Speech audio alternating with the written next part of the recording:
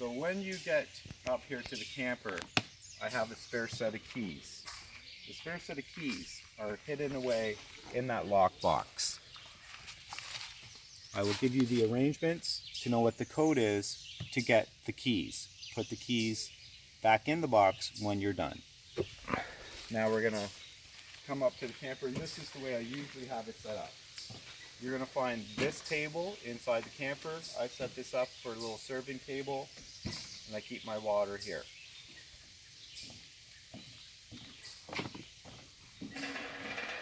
This is the hose bib we use for emergency in case of fire. This deck gets really hot if you're burning the wood. So we got the stone there, but it still gets hot. Make sure this is watered down. Again, when you leave, make sure that all these valves are left open when the water's turned off. You're going to unplug that yellow cord at the box to turn off the water. When you get to the camper, we're going to talk about how you open and close the door. Very important.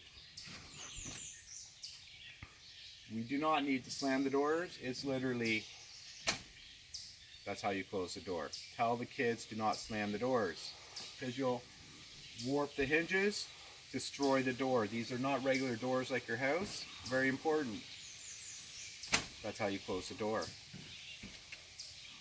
That's how you close the door. Do not slam the doors. Have to stress that. Going into the camper, I prefer you keep your shoes outside, because you're going to track in sand. The sand is going to destroy the floors. Let's go on inside. If it's raining, keep your shoes here. Come on in. Another thing, you do not want to jump in the camper. Tell the kids do not jump in the camper. This is only secured by blocks. If you're jumping, it's going to drop off the blocks, which is going to drop off the camper.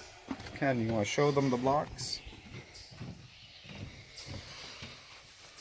And what will happen is it's going to fall right off the blocks, and we're going to have a tipping situation, very dangerous, and it can also warp the camper, which means we're going to have a big problem. Do not jump in the camper. Walk lightly.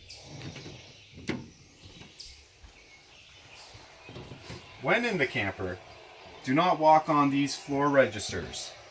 They're very flimsy. They're not to be walked on. We have them in various locations.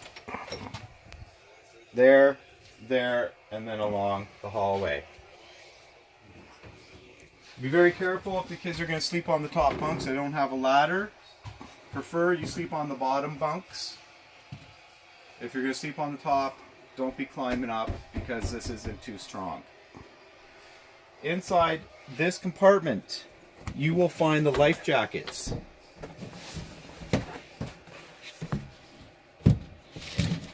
All the life jackets you need for the kayaks.